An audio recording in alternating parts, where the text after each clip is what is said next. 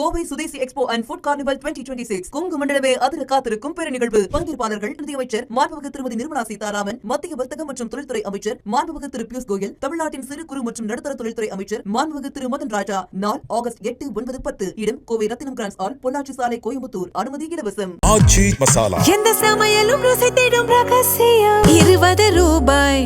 ஹாலிடேஸ்னாலே அது நம்ம GT ஹாலிடேஸ் தான். GT Holidays, South India's #1 travel brand.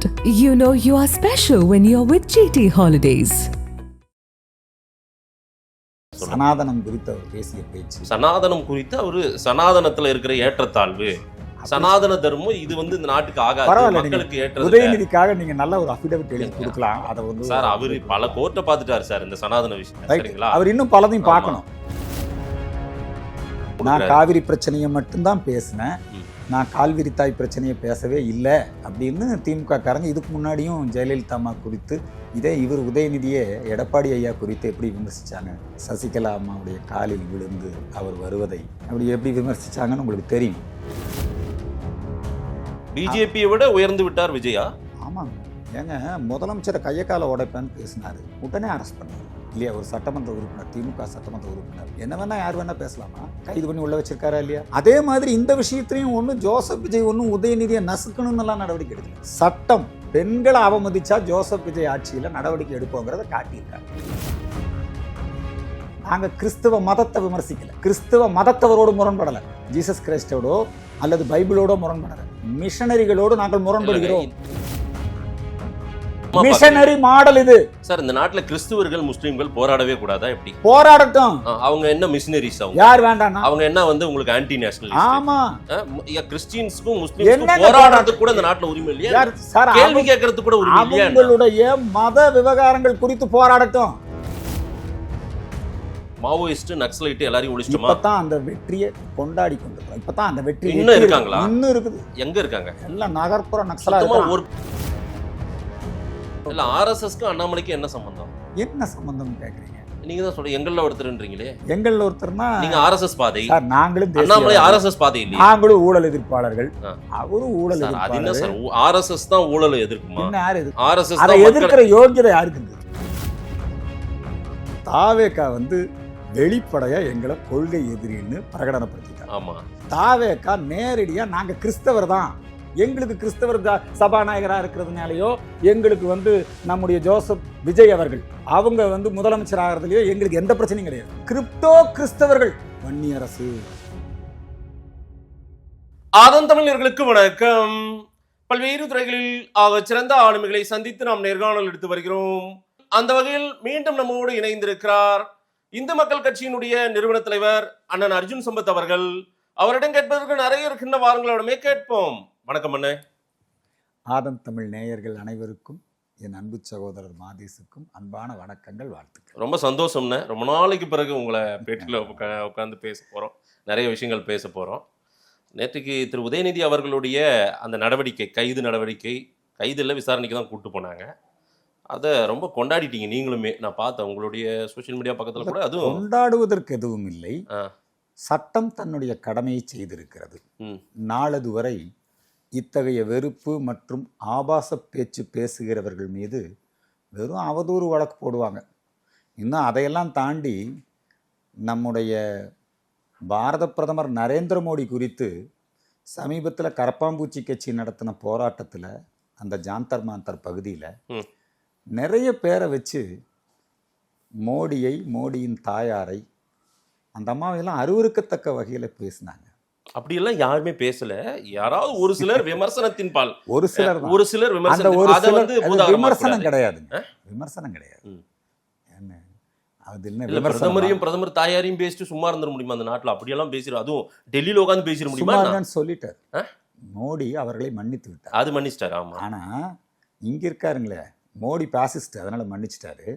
இங்கே இவர் இருக்காரு நம்மாள், எங்கள் மாண்புமிகு முதலமைச்சர் ஜோசப் விஜய் அவர்கள் தான் ஒரு ஆண்மகன் சட்டத்தை அதனுடைய கடமையை செய்ய விட்டிருக்கிறார். ஏன்னா இந்த திமுகவுடைய இந்த பெண்களுக்கு எதிரான ஆபாச வெறுப்பு விமர்சனங்கள் பேச்சுக்கள் இருக்கு இல்லைங்களா, அது திமுகவுடைய ஜீனே அப்படித்தான். அவங்க பரம்பரையாக அப்படி தான். பெருந்தலைவர் காமராஜரையே பெண்களோடு தொடர்பு படுத்தி பேசியவர்கள் இவர்கள். அதே மாதிரி இந்திரா காந்தி அம்மையார் அவர்களை எப்படியெல்லாம் பேசுனாங்கன்னு உங்களுக்கு தெரியும். அவங்கள பாப்பெட்டியை பாப்பாத்தி, இந்த ரத்தம், இது மாதிரிலாம் ரொம்ப மோசமாக சொல்ல அருவருக்கத்தக்க வார்த்தைகள். ஜெயலலிதா அம்மாவை குறித்து அவர்கள் பேசியது, அவங்க கட்சியில் இருக்கக்கூடிய மதிப்புமிகு தலைவர்கள், திமுகனா ஐயா கருணாநிதி அவர்கள், அதுக்கப்புறம் மு.க. ஸ்டாலின் ஐயா அவர்கள், இப்பொழுது இருக்கக்கூடிய உதயநிதி அவர்கள், இவங்கெல்லாம் அப்படியே அந்த பாரம்பரியத்தை தொடர்றாங்க. எதை எடுத்தாலும் அது ஒரு டபுள் மீனிங்ல, ட்ரிபிள் மீனிங்ல பேச. ஒரு டபுள் மீனிங்கும் ட்ரிபிள் மீனிங்கும் இல்லைன்னு அவர் மறுத்து இல்ல. அவர் சொல்றது, நீங்க நானும் வந்து தங்கையோட பிறந்திருக்கேன், எனக்கு என்னுடைய மனைவி இருக்காங்க, என் குடும்பம், எங்க அப்பா அம்மா என்னை அப்படி வளர்க்கல அப்படின்னு நேற்றுக்கு சொல்றாரு. அவர் சொல்ற யாரோ என்னத்தையோ பேசுறாங்க, அந்த நேரத்தில் நான் காவிரி நீர் சம்பந்தமாகத்தான் பேசி கொண்டிருந்தேன், அந்த நேரத்துல வந்த குரலுக்கும் இதுக்கும் சம்மந்தம் இல்லை, எனக்கு அப்படி ஒரு நோக்கமும் இல்லை யாரையும் தனிநபர் தாக்குதல் அப்படின்னு அவர் விளக்கம் கொடுத்தார். நான் காவிரி பிரச்சனையை மட்டும்தான் பேசினேன், நான் கால்விரி தாய் பிரச்சனையை பேசவே இல்லை அப்படின்னு திமுக காரங்க இதுக்கு முன்னாடியும் ஜெயலலிதா அம்மா குறித்து, இதே இவர் உதயநிதியே எடப்பாடி ஐயா குறித்து எப்படி விமர்சித்தாங்க. சசிகலா அம்மாவுடைய காலில் விழுந்து அவர் வருவதை அப்படி எப்படி விமர்சித்தாங்கன்னு உங்களுக்கு தெரியும். அப்புறம் அதுக்கு கேட்டால் நான் அப்படி பேசலை, அவர் அடிமைங்கிறதுக்காக. அது விளக்கம் என்ன வேணா. நீங்க தேசிய பாதுகாப்பு சட்டத்துல கைது பண்ணணும்ன்றீங்க உதயநிதியை.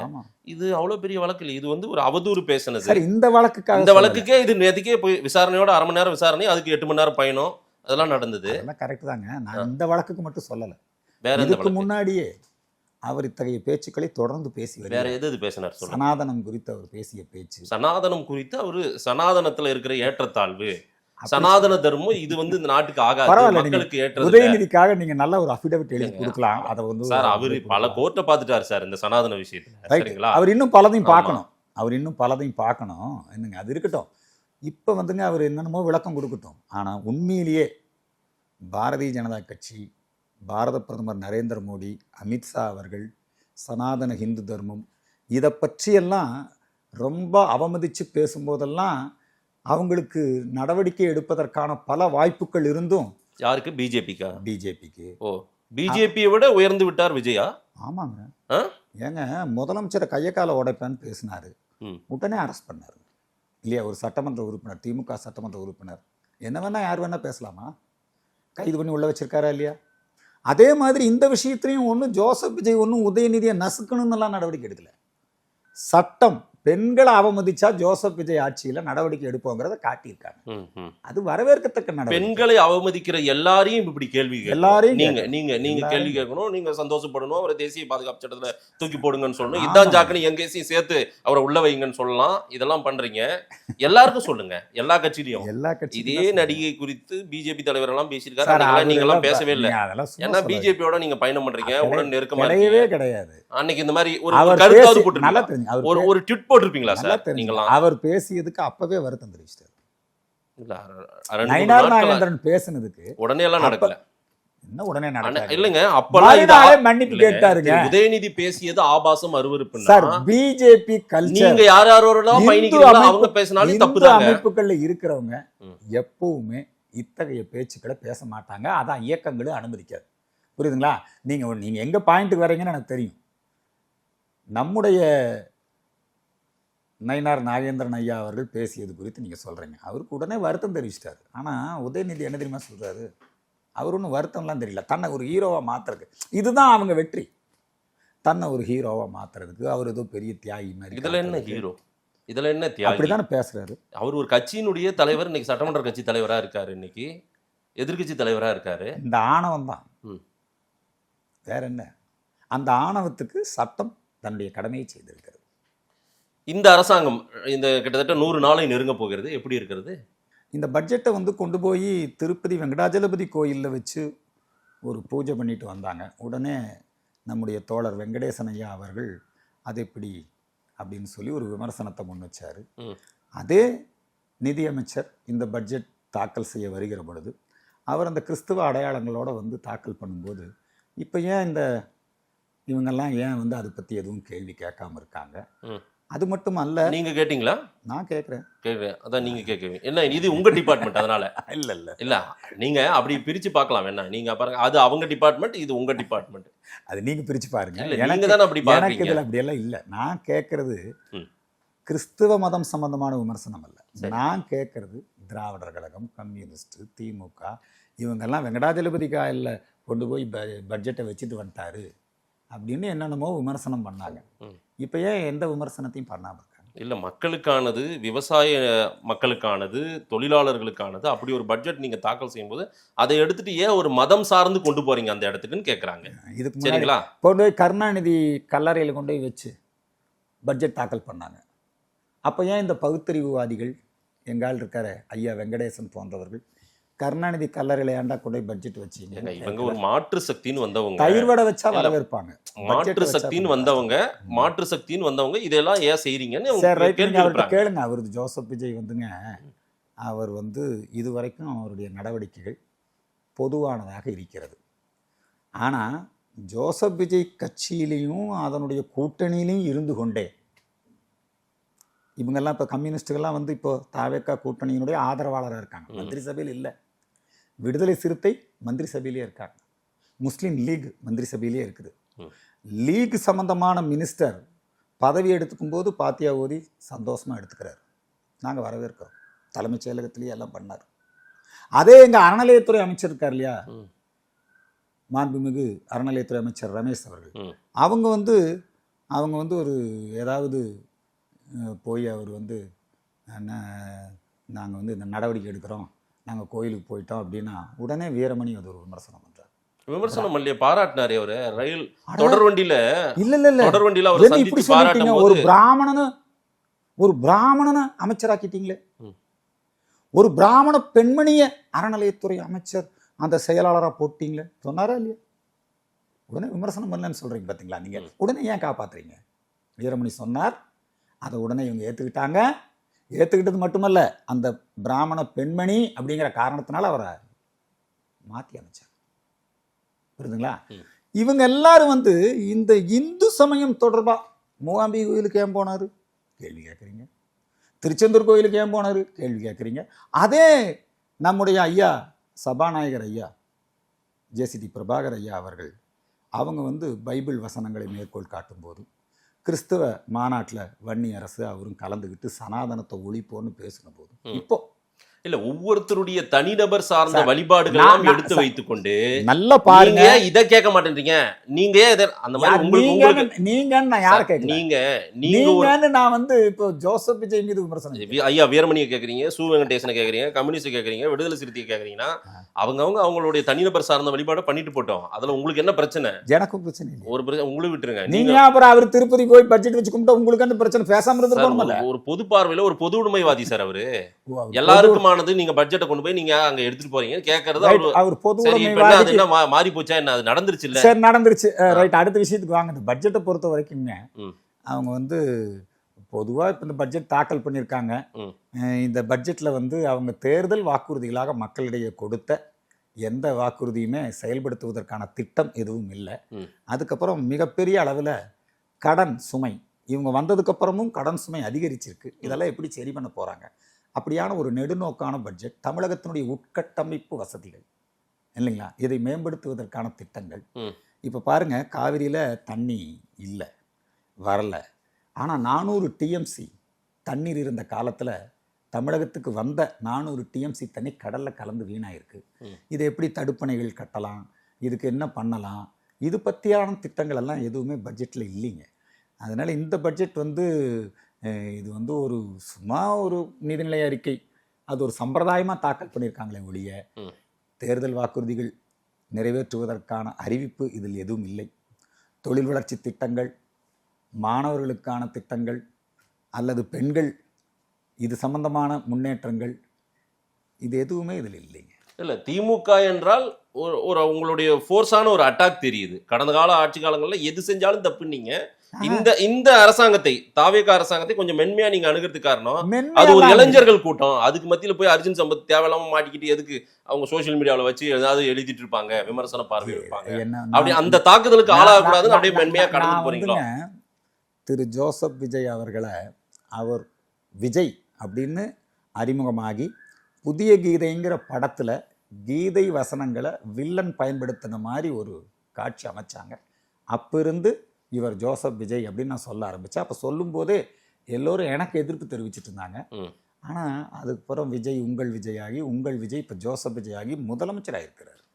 இப்போ அவங்க யாரும் இப்போ வந்து அப்போல்லாம் வந்து நான் பல நேரங்களில் அவங்க வந்து என்னை குறித்து மிக கடுமையாக விமர்சித்தது உண்டு, எங்களோட சண்டைக்கு வந்தது உண்டு, என்னோட நட்பாக இருந்தது உண்டு. ம். இலங்கை தமிழர் பிரச்சனையிலே அந்த விஜய் மக்கள் இயக்கம் உண்ணாவிரதத்துக்கு அனுமதி கேட்டபோது அந்த தேதியில் நான் அனுமதி வாங்கி வச்சுருந்தேன். ம். நான் விட்டு கொடுத்தேன். இந்து மக்கள் கட்சி விட்டு கொடுத்தது அவர் நடத்திட்டு. அதே மாதிரி தான் அவங்க தந்தையார் அவர்கள், அவங்க வந்து புஷ்கர விழாவில் பங்கெடுத்து கொண்ட போது, அதே மாதிரி நம்முடைய ஈசா யோக மையத்தில் அவங்க பயிற்சி வகுப்புக்கு வந்திருந்த போதெல்லாம் நாங்கள்லாம் அந்த ஆன்மீக விஷயங்கள், பொதுவான விஷயங்கள் விட்டு கொடுத்து போவோம். அதே நேரத்தில் அவர் பிகில் படத்தில் சிலுவை வாங்கினா டிக்கெட் அப்படின்னு ஒரு ப்ரோக்ராம், அவர் அந்த சிலுவை செட்டு பிகில் செட்டு வாங்கினா உங்களுக்கு படத்துக்கு டிக்கெட் கிடைக்கும் அப்படின்னு சொன்னபோது அதை எதிர்த்தும் நாங்கள் போராட்டம் பண்ணியிருக்கோம். அவர் ஜோசப் விஜய்ங்கிறத நீண்ட காலமாக சொல்லிக்கிட்டு இருக்கிறோம். ஆனால் அதே நேரத்தில் அவர் வந்து ஏதாவது இப்போ அரசியலுக்கு வந்த பிறகு அவர் அரசியலுக்கு வருவதை வரவேற்றவன் தான். அவர் கட்சி ஆரம்பிக்கணும்னு வலியுறுத்தியவன் நான். அவர் எல்லா தொகுதியும் தோப்பாருன்னு சொன்னது நான். இந்த அரசாங்க தாவேகா மேல திரு விஜய் மேல ஒரு சந்தேகம் கொள்கை இந்த விஷயத்துல எங்களுக்கு எப்பவுமே மாறுபாடு இல்ல. இப்போ ஒரு பொதுவான அரசாங்கம் நடத்துறதா சொல்றீங்க. நான் எங்க சொன்ன பொதுவான இப்போ பேட்டியில சொல்லியிருக்கீங்க பொதுவான அரசாங்கமா பண்ணிட்டு. இல்ல பொதுவான அரசாங்கமா இல்லைங்க, அது கிறிஸ்தவ மாடல் அரசாங்கம், மிஷனரி மாடல்ங்கிறத எப்பவும் நான் சொல்லி. கிறிஸ்துவ மாடல் மிஷனரி மாடலா இருக்குதுன்றது உங்க பார்வை. அப்படியே இருந்தாலும் மற்றவர்களுக்கு என்ன பாதிப்பு ஏற்பட்டு விட்டது? பாதிப்பு இந்த 80 நாள்ல 90 நாள்ல என்ன நடந்தது? மிஷனரி மாடல்னால இந்த 80-90 நாள்ல ஒன்றும் பெருசா ரைட் எதுவும் இந்த 80-90 நாள்ல தெரிஞ்சுக்கங்க. இந்த 80-90 நாள்ல அவங்க வந்து திருப்பரங்குன்றத்துல திமுக கடைபிடிச்ச அதே அணுகுமுறைன்னு தான் உச்சநீதிமன்றத்துக்கு போனாங்க. உச்சநீதிமன்றம் தெளிவா தீப யாத்திரைக்கு அனுமதி கொடுத்துருச்சு ஆச்சுங்களா. ஆனா அதே திராவிட மாடல் 2.0 தான் இந்த அரசாங்கம் வந்து இன்னைக்கு செயல்பட்டுக்கிட்டு இருக்குது. அது என்ன கிறிஸ்துவ மாடல் மிஷனரி மாடல் என்ன உங்களுக்கு? அது என்ன அது என்ன கரெக்டா கேட்டீங்க இல்லையா? மிஷனரி மாடல் எப்பொழுதுமே தமிழகத்தினுடைய வளர்ச்சி, தொழில் முன்னேற்றம் இதையெல்லாம் தடை செய்யும். மின்சார உற்பத்தி பண்ணால் மிஷனரி மாடல் எதிர்த்துது. கூடங்குளத்தில் நல்லா தெரியுங்களா உங்களுக்கு, கூடங்குளம் அணுமின் நிலையம் அந்த போராட்டத்தை நடத்தினது யார்? முழுக்க முழுக்க மிஷனரிகள் நடத்தியது. அதுக்கப்புறம் குளச்சல் துறைமுகம் தமிழகத்துக்கு வருவதை எதிர்த்தது யார்? முழுக்க முழுக்க மிஷனரிகள் எதிர்த்தது. அதுக்கப்புறம் ஸ்டெர்லைட் ஆலை எரிப்பு போராட்டம் முழுக்க முழுக்க மிஷனரிகள் நடத்தியது. தமிழகத்தினுடைய எந்த ஒரு வளர்ச்சி திட்டம், தொழில் இதெல்லாம் கிறிஸ்தவ மதத்துக்கும் இந்த மிஷனரி மாடலுக்கும் சம்மந்தம் கிடையாது. நாங்கள் கிறிஸ்தவ மதத்தை விமர்சிக்கலை, கிறிஸ்தவ மதத்தவரோடு முரண்படலை. புரியுதுங்களா? ஜீசஸ் கிரைஸ்டோடோ அல்லது பைபிளோட முரண்படலை, மிஷனரிகளோடு நாங்கள் முரண்படுகிறோம். இந்த மண்ணை பால்படுத்துகின்ற திட்டங்கள் எது மண்ணை பால்? பிஜேபி ஆளும் மாநிலங்கள வேணான்னு சொன்ன திட்டங்களை இங்க எட்டு வந்து போட்டீங்கன்னா தமிழ்நாட்டுல அதுக்கு இந்த மண் எங்களுக்கு சொந்தம்னு கேட்டு எதிர்க்கிறவங்க எல்லாம் மிஷனரிஸ். உங்களுக்கு அவங்க எல்லாம் வந்து உங்களுக்கு வந்து என்னது ஆன்டி நேஷனலிஸ்ட், அப்புறம் வேற என்ன விஷமிகள், அப்புறம் கரப்பாம்பூச்சி சொன்னீங்களா, இப்ப ஏதோ ஒரு பேரெல்லாம் வச்சு சொல்லிட்டீங்க, அதெல்லாம் வரேன் அடுத்து வரேன் சரிங்களா. இதெல்லாம் உங்களுக்கு வந்து சார் போராளிகள் போராளிகளா? ஆமா போராளிகள். மைக்கேல் ராயப்பன் போராளியா? பாதிரியார். ஸ்டெர்லைட் ஆலை வீடு கட்டி தங்குவீங்க ஒரு 6 மாசம் 1 வருஷத்துக்கு வீடு தங்கலாம். ஸ்டெர்லைட் ஆலை பக்கத்துல உங்களுக்கு ஒரு ரூம் போட்டு தரோம். அதுல சர்ச்சுக்கு என்ன சார் வேலை? அதுல சர்ச்சுக்கு என்ன? எங்க அந்த மண்ணை பால்படுத்துகிறது, மக்களுக்கு நோய் வருது, மக்களுக்கு பெரிய பிரச்சனை ஏற்படுது. அந்த ஆலையால் நமக்கு அப்படியா பால்பட்டு போயிடுங்க. பல மாநிலங்கள்ல வேணான்னு சொன்ன ஆலை ஸ்டெர்லைட் ஆலை. அந்த ஆலைக்கு எதிராக போராட்டம் தவறான தகவலை பரப்புறீங்க. உண்மை இதுதாங்க. நீங்க வந்து அவங்க தரப்புல இருந்து பேசுறதுனால சொல்றீங்க. இல்ல அவங்க தரப்புல இல்ல. குஜராத்ல மும்பை போன்ற நகரங்கள்ல வேண்டான்னு சொன்னது இந்த ஸ்டெர்லைட் வேண்டான்னு சொன்னது. இன்னைக்கு குஜராத் தமிழ்நாட்டுல போட்டா எப்படி? குஜராத்ல இன்னைக்கு தாமிர உற்பத்தி ஆலை உருவாகி, புரியுதுங்களா? நீங்க இன்னைக்கு சீனா மாவோயிஸ்டுகள், மிஷனரிகளுக்கும் மாவோயிஸ்டுகளுக்குமான நெருக்கம் உலகம் அறிந்தது. மிஷனரிகளுக்கும் திமுக திகாவுக்கான நெருக்கம் உலகறிந்தது. என்னங்க, பாதிரியாராவும் இருப்பாங்க, தமிழ் மையத்திலையும் இருப்பாங்க, திமுகலையும் இருப்பாங்க. எஸ்ரா சர்க்குணம் பாதிரியாராவும் இருப்பார், அங்கேயும் இருப்பார். புரியுதுங்களா? இவங்களுக்கு அரசியல் என்ன சார் வேலை? அரசாங்கத்துல என்ன வேலை? மக்கள் நலனுக்காக ஒரு மக்கள் நலனும் இல்ல, இந்துக்களை ஏமாத்துறது, தமிழனை ஏமாத்துறது, அதான் வேலை. தமிழ்நாடு வளராம பாத்துக்கிறது, அதான் வேலை. ஏன் தென் மாவட்டங்கள் வளரல சொல்லுங்க? ஏன் ரோடு போடல? ஏன் வேலை வாய்ப்பு இல்ல? ஏன் துறைமுகம் இல்ல? இந்த போராட்டத்தை எல்லாம் மிஷினரி நடத்தலையா? மாவோயிஸ்டுகள் நடத்தலையா? என்ன சார் சும்மா சொல்றீங்க, ஏதோ தவறா பேசுறீங்க. மறுபடியும் இந்த பிரச்சனையை மத பிரச்சனையா திசை திருப்பாதீங்க. இல்ல நீங்க தான் மதமா மிஷனரி மாடல் இது சார். இந்த நாட்டுல கிறிஸ்துவர்கள் முஸ்லீம்கள் போராடவே கூடாதா? எப்படி போராடட்டும்? அவங்க என்ன மிஷினரிஸ்? அவங்க யார் வேண்டாம்? அவங்க என்ன வந்து உங்களுக்கு ஆன்டி நேஷனல்? ஆமா, கிறிஸ்டியன்ஸ்க்கும் முஸ்லிம்ஸ்க்கும் போராடுறதுக்கு கூட இந்த நாட்டுல உரிமை இல்லையா? சார் கேள்வி கேட்கறதுக்கு கூட உரிமை இல்லையா? அவங்களுடைய மத விவகாரங்கள் குறித்து போராடட்டும் சார். ஜீசஸ் சொன்னாரா சார்? சார்ந்த போராட்டங்கள்ல வரலாம் சார். கிடையாது. ஜீசஸ் சொன்னாரா கூடங்குளத்துல மின் உற்பத்தி வேண்டாம் சொன்னாரா ஜீசஸ்? ஏங்க, அதாவது குளச்சல் துறைமுகம் வேணுமா வேண்டாம்னு பைபிள்ல சொல்லிருக்கா? மழை வெள்ளம் வந்தபோது கிடையாது. ஜாதி பிரச்சனையை கிளப்பி விட சொல்லி யார் சொன்னாரு? கேளுங்க, மிகப்பெரிய மழை வெள்ளத்தில் பாதிக்கப்பட்ட போது ஜீசஸ் மசூதி எல்லாம் திறந்து விட்டு உள்ள போய் எல்லாரும் தங்குங்க அப்படின்னு சொன்னவங்க. அவங்க உங்களுக்கு மிஷனரிஸா? அவங்க உங்களுக்கு ஆன்டி நேஷனலிஸ்டா? நான் பாருங்க, நீங்க உடனே மசூதிக்கு போறீங்க. நான் இப்ப மசூதி பத்தி நான் சொல்றேன். சர்ச்சையும் மசூதிகளையும் திறந்து விட்டு எல்லாரும் வாங்க. இந்து சார் இன்னைக்கு எதுவும் தூக்கி இன்னைக்கு ஒரு சட்டமே கொண்டு வர்றாங்க சார். வெளிநாடுகள் இருந்து வரக்கூடிய பணத்தை இந்த பாதிரியார்கள் இந்த மோடி ஆட்சியில வருதா? ஆமா, மோடி ஆட்சியில வருது. அது முறைப்படுத்துறதா சட்டம் ஒழிச்சிட்டோன்னு பேசிட்டு ஊர் பூரா தமிழ் எங்க ஒழிச்சிட்டாங்க? ஒளி விடுவீங்களா? மோடி வந்த பிறகு என்ஜிஓஸ் ஃபண்ட் எல்லாம் வர்றது கிடையாது, வெளிநாட்டுல இருந்து பணம் வர்றது இல்ல, இதெல்லாம் சொல்லிட்டு திரும்புறாங்க. அப்ப அதெல்லாம் பொய்யா? இப்ப அதெல்லாம் பொய்யா? பாருங்க, விவாதத்துல கருத்துக்களை பகிர்ந்துங்க. FCRA சட்டம் இனிமேல் தான் வரப்போகுது. ரைட்டு, புரியுதுங்களா? அந்த சட்டப்படி சில சீர்திருத்தங்களை கொண்டு வர்றாங்க. என்ன சீர்திருத்தம்? பள்ளிக்கூடம் கட்டுறேன், நான் வந்து மருத்துவமனை கட்டுறேன், நீ வாங்கிட்டு மாவோயிஸ்டுகளுக்கும் ஜிகாதிகளுக்கும் நீங்க பணத்தை கொடுத்து குண்டு வைக்கிறதுக்கும் போராட்டங்களை தூண்டி விடுறதுக்கும் நீங்க இந்த பணத்தை பயன்படுத்துறீங்க. மாவோயிஸ்டுகள், ஜிகாதிகள், அப்புறம் வந்து என்னது இந்த கூட்டம் எல்லாம் ஆன்டி நேஷனலிஸ்ட் எல்லாம் இங்க இந்த மாதிரி ஊடுருவுறாங்க, குண்டு வைக்கிறதுக்கு உட்காந்துருக்காங்க அப்படின்னா மோடி ஆட்சியில அவ்வளவு மோசமான ஒரு நாடா மாறி இருக்கு இந்தியா. நடவடிக்கை எடுத்து குறைச்சிருக்கிறோம் சார். இன்னைக்கு ஜீரோ நக்சல். ஒரு பக்கம் நில்லுங்க, ஒரு பக்கம் தான் நின்னு பேசுறேன். ஒரு பக்கம் நீங்க ஏதோ சும்மா நீங்க அதாவதுங்க, மோடி அமித்ஷா ஆட்சி காலத்துல மோடி அமித்ஷா பாதுகாப்பா இல்ல. நாடு பாதுகாப்பாக இருக்க காரணத்தினாலதான் 12 மாநிலங்கள்ல இன்றைக்கு இந்த 12 ஆண்டுகள்ல நக்சலிசம் முழுமையாக ஒழிக்கப்பட்டிருக்கிறது. ஆயுதங்களை கொண்டு வந்து ஒப்படைத்து, நல்லா தெரிஞ்சுக்கங்க, மேற்கு வங்கத்துல நக்சல்ங்கிற கிராமத்துல இன்னைக்கு பிஜேபி ஜெயிச்சிருக்கு. நக்சல்கள் ஒழிக்கப்பட்டிருக்கிறார்கள். அஸ்ஸாம் ஊடுருவல்காரர்கள் முழுமையாக வேலி அமைக்கப்பட்டு பாதுகாக்கப்பட்டிருக்கிறது. போதைப் பொருள் கடத்தல் தடுக்கப்பட்டிருக்கிறது. வங்காளத்திலே, மேற்கு வங்கத்திலே மிகப்பெரிய இன்னைக்கு அந்த வேலி உள்ளூர் மாநில அரசாங்கம் மூலமாக இன்றைக்கு வேலி அமைச்சு இந்த நாட்டை பாதுகாத்துட்டு இருக்கிறோம். காஷ்மீர்ல முழுக்க முழுக்க நாங்க வந்து இன்னைக்கு ஊடுருவல்காரர்களை தடுத்திருக்கிறோம். நீங்க கம்பேர் பண்ணுங்க, 12 ஆண்டு கால மோடி ஆட்சி, அதுக்கு முன்னாடி இருந்த காங்கிரஸ் ஆட்சி. எத்தனை ஊடுருவல், எத்தனை போதை மருந்து கெடுத்தல், எத்தனை குண்டு வெடிப்பு சம்பவங்கள் எல்லாம் ஜீரோ பண்ணி வச்சிருக்கோம். அதுதாங்க மாவோயிஸ்ட் நக்சலைட் எல்லாரையும் ஒழிச்சிட்டோம்ல நம்ம. மாவோயிஸ்ட் நக்சலைட் எல்லாரையும் ஒழிச்சிட்டோமா? இப்பதான் அந்த வெற்றியை கொண்டாடி கொண்டிருக்கிறோம். இப்பதான் அந்த வெற்றி இன்னும் இருக்காங்களா? இன்னும் இருக்குது. எங்க இருக்காங்க? எல்லாம் நகர்ப்புற நக்சலா ஒரு பக்கம் ஒழிச்சிட்டேன்னு ஒரு கூட்டம் சொல்லுது. நல்லா தெரிஞ்சுக்கங்க, காட்டுக்குள்ள இருந்தவன ஒழிச்சாச்சு. கம்யூனிஸ்டும் திராவிட அரசியல் பேசக்கூடியவர்களும் வெளிநாட்டுல காசு வாங்கி பேசுறவங்க. நீங்க யார்கிட்ட காசு வாங்கிட்டு பேசுறீங்க? நீங்க யார்கிட்ட? எப்படி கொடுப்பாங்க? RSS உங்களுக்கு காசு கொடுக்குதா? ஜி, RSS உள்நாட்டு இயக்கம். எது? அதுதான் அப்படி இல்ல. RSS ஒரு RSS டெல்லியில நடந்த கரப்பாம்பூச்சி போராட்டத்துல வெளிநாட்டுல இருந்து ஃபிளைட் பிடிச்சிட்டு வந்து தங்கி எவ்வளவு இன்ஃப்ளூயன்சர்ஸ் பேச வச்சான். இங்க பாலன் இல்லத்துல எவ்வளவு பெரிய வெறுப்பு பிரச்சாரம் அந்த தேசத்துக்கு எதிராக நடந்தது. வெளிநாட்டுல இருக்கிறவங்க எல்லாம் நம்ம ஊர்காரன் தாங்க. ஃளைட் பிடிச்சி நம்ம நாட்டு வெளிநாட்டு நேரடியாக வெளிநாட்டு ஏஜென்ட்ஸ் அவனே வந்து அங்க இருந்தான். உங்களுக்கு எல்லாம் ஆதாரங்களோட இன்னைக்கு வந்துகிட்டு இருக்குது. என்ன சார், போன் பண்ணா பர்கர் வருது, பீஸா வருது. எங்க இருந்து ஒரு நாளைக்கு 25 லட்சம் ரூபாய்க்கு கொண்டு வந்து பிரியாணி மட்டும் தான். உணர்வா இந்த மண்ணுக்காக போராடுறவங்க, இந்த மாணவர்களுக்காக போராடுறவங்களுக்கு சாப்பாடு, அதுக்கு தான் FCRA சட்டம் வருது. அதனாலதான் இதை எதிர்க்கிறாங்க. ஏங்க இது என்னங்க வெறும் சாப்பாடு வாங்கி கொடுத்ததுல போய் அதுக்கு போய் FCRA சட்டம் போட்டு தடுக்கணுமா என்ன? வெறும் சாப்பாடு தான் சாப்பாடு கொடுத்தாங்க. வேற ஏதாவது கொடுத்தாங்களா?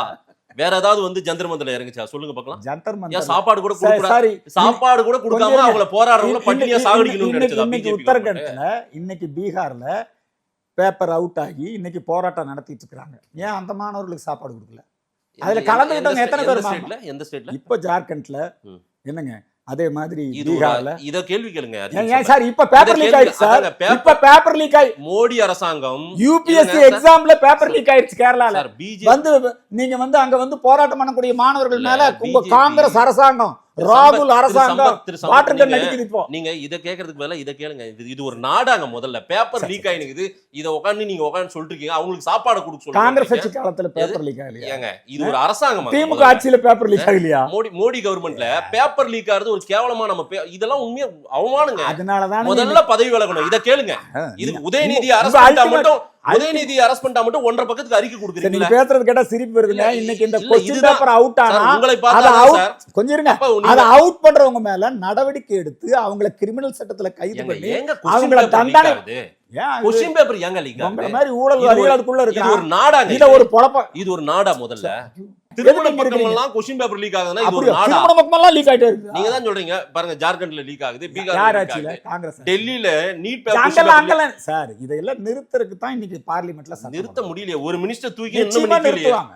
ஒரு மினிஸ்டர் தூக்கியும் மாணவர்கள் போராட்டம், அந்த மினிஸ்டர் மாணவர்கள் இதே போராட்டம் பேப்பர் லீக்கேஜுக்கு எதிராக காங்கிரஸ் கட்சி ஆட்சி காலத்துல நம்முடைய தர்மேந்திர பிரதான் நடத்திய போராட்டங்கள் தான் நிறைய விழிப்புணர்வு. சார் முதல்ல தர்மேந்திர பிரதான் வந்து நடத்தினது இருக்கு இல்லைங்களா? நீங்க போராடினது பேப்பர் லீக். ஆமா, அது எப்படி இப்படி தசமாரிச்சு இந்தியாவை துண்டு துண்டா உடைச்சு அப்படியெல்லாம் யாரும் பேசல. அப்படி யாரும் பேசல. அப்படி யாரும் நீங்க எல்லாம் பார்க்கல. 22 நீங்க அதெல்லாம் நாள் பார்க்கலையா? சார் சார் உணர்ச்சி வயப்பட்டு சிலர் ஒரு வார்த்தையை சொல்லுவாங்க. உணர்ச்சி வசப்பட்டு இந்தியாவை துண்டு துண்டா உடைப்பாம்பா. திருப்பி உணர்ச்சி வசப்பட்டு பாருங்கன்றாங்க. நரேந்திர மோடியை கொலை பண்ணுவாம்பா. அப்படியெல்லாம் உணர்ச்சி சொல்லல. வசப்பட்டு நரேந்திர மோடியோட அம்மாவை சார் உணர்ச்சி வசப்பட்டு போய் ஜீப்பை கொளுத்துவான். உணர்ச்சி வசப்பட்டு போய் போலீஸ் அடிப்பான். ஒரு போலீஸ் பெண்மணி இறந்து போயிருக்கிறா. உணர்ச்சி வசப்பட்டு போய் பொம்பளை நிருபரை மாணவர்களை கண்மூடித்தனமா தாக்குறது நல்லதா? சரியாது.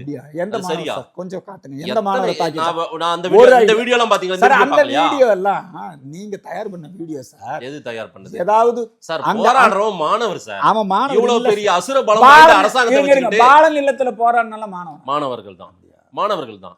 எஸ்எஃப்ஐ ஏங்க உங்களுக்கு நீட்ல உயிர் பறி போறதெல்லாம் உங்களுக்கு பிளஸ் 2 பரீட்சையில் உயிரிழந்தவன், டிஎன்பிஎஸ்சி எக்ஸாம் எழுதி உயிரிழந்தவன், அவனை பத்தி எல்லாம் உங்களுக்கு கவலை இல்லையா? சார் எல்லாமே உயிர் தாங்க. எல்லாமே உயிர் தான். நீட் இங்க வேண்டான்னு போராடுறாங்க. பால நிலத்துல இடம் கொடுத்து உட்கார வச்சு சப்ஜெக்ட்டுக்கு வாங்க. சப்ஜெக்ட் தான் வரேன் நான். சப்ஜெக்ட் தான் வரேன். இந்த நாடு பாதுகாப்பா இருக்குன்னா அதுக்கு மோடி அரசாங்கம் தலைவணங்கு சில விஷயங்களை ஏத்துக்கணும். சரி, ஏத்துக்கலையா? ஆனா வந்து போராடுறவங்க எல்லாம் விஷயங்கள் சொல்றது மோடி அரசு தலைவணங்கி இந்த பரீட்சை பேப்பர் லீக் ஆயிடுச்சு. ஒரு மினிஸ்டர் தூக்கி இருக்காங்க. பரவாயில்ல, இறங்கி வந்திருக்காங்க. தலைவணங்கல, இறங்கி வந்திருக்காங்க. அதான். ஆனா போராடுறவங்கள அர்பன் நக்சல்னு சொல்லாதீங்க, மாவோயிஸ்ட்னு சொல்லாதீங்க, வேற என்ன நக்சலைட்னு சொல்லாதீங்க. இந்த வார்த்தையெல்லாம் மறந்து போச்சு. ரொம்ப நல்லவருங்க தீப்கே ஒரு அடிப்படை ஒரு போராளிங்க. அவர் அந்த ரொம்ப நல்லவர், நிருபரா இருந்தவர். பத்திரிகை நிருபர். ஆம் ஆத்மியில அவர் இல்லையா? ஆம் ஆத்மி கட்சி இருந்துட்டு போட்டோம். ஆம் ஆத்மி டெல்லி ஆண்ட கட்சிங்க. டெல்லி ஆண்ட கட்சி தானே. நல்லது. சரி, அப்ப அவர் தீப்கே வந்துங்க அவர் ஒன்னும் சாதாரண மாணவர். ஆமா, ஒரு போராளியா வந்து நிக்கிறாரு. உங்க மதிப்பீடு அப்படியே வச்சுக்கலாம். அது இருக்கட்டும். அர்ஜுன் சம்பத் இருங்க. தீப்கே நல்லவர், சரியானவர், ஒரு போராளின்றத இருங்க நான் சொல்றேன். அவர்கிட்ட 5 லட்சம் பேர் கூடனா 3 லட்சம் பேர் கூடனா வந்து 3 லட்சம் பேர் எல்லாம் மாணவர்கள் இல்லைங்களா? மாணவர்களோ பொது நல நோக்கத்தோடு வந்தவர்களோ. அர்ஜுன் சம்பத் கூப்பிடுங்களா, 100 பேர் வராங்களான்னு பாப்போம். நீங்க கூப்பிடுங்க சார். தீப்கே உங்களுக்கு போராளியா கூப்பிடுறோம் இல்ல? இல்லங்க, அபிஜித் தீப்கே உங்களுக்கு போராளியா தெரியல. அர்ஜுன் சம்பத் போராளியா? அர்ஜுன் சம்பத் போராளி இல்ல. நீங்க நடத்தினா அது போராட்டம். அபிஜித் தீப்கே நடத்தினா அது போராட்டம். நாங்க நடத்தின போராட்டம் இருக்கு இல்லையா? நாங்க நடத்தின போராட்டம் சட்ட போராட்டம். அது உரிமை போராட்டம். திருப்பரங்குன்றம் தீபம் இருக்கு, அது உரிமை போராட்டம். இந்த சட்ட போராட்டத்தில் நாங்க ஜெயிச்சிருக்கோமா இல்லையா? சரி, ரைட்டு. அந்த சட்ட போராட்டத்துல எங்களுக்கு நீதிமன்றம் வழங்கிய நீதியை நீங்க தரம் இருக்கிறீங்க. அதனாலதான் சொல்றோம் இது மிஷனரி மாடல். இந்த திராவிட மாடலுடைய 2.0 சொல்றோம். திராவிட மாடல் என்ன சொல்லுச்சு? நீட்டு வேண்டானது, தொகுதி மறு வரையறை வேண்டானது இல்லைங்களா? ஒரே நாடு ஒரே தேர்தல் வேண்டானது. திராவிட மாடல் என்ன சொல்லுச்சு? இதே விஷயங்களை தான் பேசுது. அதே விஷயங்களை தான் இன்னைக்கு இந்த மிஷனரி மாடலும் அமல்படுத்துது. அப்போ கழகங்கள் அப்படின்னாலே ஐயா பெருந்தலைவர் காமராஜர் சொன்னாங்க, எங்கள் தலைவர் ஒரே குட்டையில் உரிய மட்டைனாரு. இப்போ அந்த குட்டையில் உரிய மட்டையில் இந்த தமிழக வெற்றி கழகமும் சேர்ந்துருக்கு. இதனால ஒரு பாதிப்பு மக்களுக்கு ஏற்படலையே, ஒரு பிரச்சனை இல்லையே, சுமூகமா போயிடுங்க. இதுல அருமையா டிராவல். மக்கள் எல்லாம் இப்பதான் கொஞ்சம் அமைதியா இருக்காங்கல்ல, நல்லா இருக்காங்கல்ல. அப்புறம் என்ன உங்களுக்கு என்ன பிரச்சனை? எங்களுக்கு பிரச்சனை ஒரு மிஷினரின்ற ஒரு வார்த்தையை வச்சுக்கிட்டு என்னத்தையாவது மக்களை பயப்படுத்துறோம். ஒண்ணு நீங்க சொல்றது மிஷினரி மாடல். ஐயோ ஆபத்து வந்துருச்சு, அப்படி சொல்லக்கூடாது. உஷாரா இருங்க, நம்ம அலர்ட்டா இருக்கணும். சரி, அப்ப நாங்க வந்து என்னதான் சொல்லணும்னு நினைக்கிறீங்க? இல்ல சார், உங்க அரசியல மக்கள் சார்ந்த பிரச்சனையா பேசுங்க சார். இது மக்கள் சார்ந்த பேப்பர் லீக் ஆறத பத்தி பேசுங்க சார். மக்கள் சார்ந்த பிரச்சனை இல்லையா? மின்சார உற்பத்தி மக்கள் சார்ந்த பிரச்சனை இல்லையா? மின்சார குளச்சல் உற்பத்தி துறைமுகம் மக்கள் சார்ந்த பிரச்சனை ரைட், அதுக்கெல்லாம் போராட்டாங்க. அதுக்கு இங்க இருக்கிற நாம் தமிழர் போராடிச்சு, என்ன போராட்டம்? வாழ்வுரிமை கட்சி வேண்டான்னு போராடிச்சு, போராடினாங்க. எல்லாருமே போராடினாங்க. வேண்டான்னு போராடினாங்க. ம். நாங்கெல்லாம் குளச்சல் துறைமுகம் வேணும்னு போராடுறோம். நாங்கள் தொழில் வளர்ச்சி வேணும்னு போராடுறோம். ம். நாங்கள் எங்களுக்கு தரமான கல்வி வேணும்னு கேட்குறோம். புரியுதுங்களா?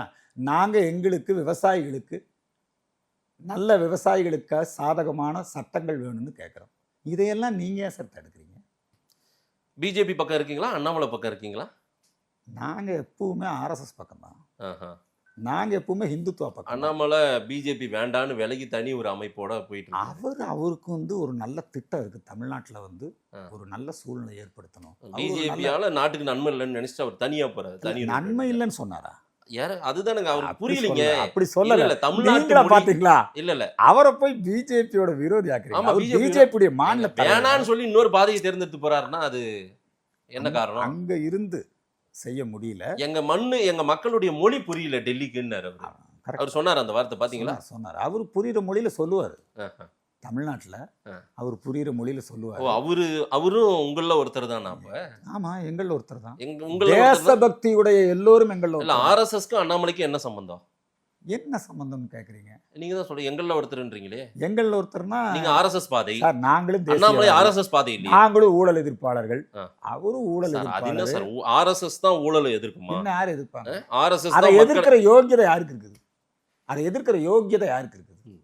ஊழல் பண்ணாதவனுக்கு தான் அந்த யோகியதை இருக்கு. இல்ல, பிளவுவாத சக்தி தான் ஆர்எஸ்எஸ். அது உங்க பார்வை சார். நீங்க வைத்தறிச்சல்ல சொல்றீங்க அதெல்லாம். நாங்க வந்து எங்க வேலையை நீங்க எப்படி மதிப்பீடு பண்றீங்க? ஆர்எஸ்எஸ் இங்க ஒரு தீண்டத்தகாத இயக்கமா தானே இருக்கு அப்படி தமிழ்நாட்டுல. நீங்க சொல்றீங்க. ஐயோ, ஆர்எஸ்எஸ் வேணாங்க அப்படின்னா ப்ரோகிராமே நிறுத்திடலாம் அப்படின்னு யார் சொல்றா? தமிழ்நாட்டு மக்கள் பயப்படுறாங்க. தமிழ்நாட்டு மக்கள் இல்ல, ஆ. விடுதலை சிறுத்தை சொல்லுவாங்க. அப்படின்னு திராவிடர் கழகம் சொல்லுவாங்க. ஐயோ, ஆர்எஸ்எஸ் வேண்டாமான்னு திமுக ஒரு காலத்துலயும் சொன்னதில்லை. சொல்லியிருக்காங்க. சொல்லியிருப்பாங்க. அவங்க எங்க கூட கூட்டணியில இருந்திருக்காங்க. ம். அது தெரியுமில்ல உங்களுக்கு? ரைட். இருந்திருக்காங்கல்ல. அப்ப கொள்கை எதிரின்ட்டாரு விஜய். அது திமுகவும் அதேதான். இங்க விஜய் ஆர்எஸ்எஸ் சார் சார், கொள்கை எதிரிதான். யார் இல்லைன்னு அதனாலதான் நான் சொல்றேன். நீங்க சும்மாவது எங்களை வந்து அவர் விஜய் பி டீம், ஆர்எஸ்எஸ், அவர் சங்கி, அவர் பிஜேபிக்கு ஃபேவரா இருக்கிறாரு, இதெல்லாம் திமுக காரன் செட் பண்ற நேரேட்டிவ். ம். அதெல்லாம் கிடையாதுங்க. ஆர்எஸ்எஸ்ங்கிறது நூற்றாண்டு விழா கண்ட இயக்கம். நீங்களும் ராகுல் மாதிரி பேசாதீங்க. ராகுல் தப்பது. சார், ராகுல் மதசார்பற்ற ஒரு கட்சியினுடைய ஒரு தலைவனா இருக்காரு சார். அதனாலதான் வந்தே மாதரம் கூட இப்ப அவங்களுக்கெல்லாம் கொஞ்சம் வேம்பா கசப்பு அவ்வளவுதான். அடுத்து 29ல அவர் நினைச்ச இலக்கை அடைஞ்சிருவாரு. கண்டிப்பா. அடைஞ்சு இந்த கட்டாயம் முறை. ஏன்னா 3 முறை தவற விட்டாரு. மிஸ் ஆயிடுச்சு. ஆமா, இந்த முறை தவற விட மாட்டாரு. நிச்சயமா எங்களுக்கு ரொம்ப நம்பிக்கை. எங்களுக்கு மிகப்பெரிய பிரச்சார பீரங்கே ராகுல் தான். ஆ. இந்த வைகோலாம் போய் இன்னைக்கு ராகுல தலைவராக ஏத்துக்கிட்டாருன்னா உண்மையிலே பாருங்க, ரொம்ப வைகோ மாதிரி இருக்கிறவங்க அவங்க எங்க இருக்கிறாங்களோ, வாளா கேடயமா இல்லைங்களா, ஆட்சிக்கு பாதுகாப்பா இருப்பாங்க.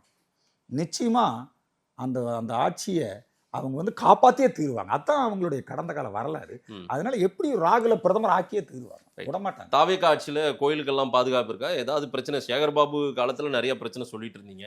ம். இங்க எதுவுமே சொல்லாம அமைதியா இருக்கீங்களா? அப்ப சரியா போயிட்டு அமைதியெல்லாம் இல்ல. ஆ.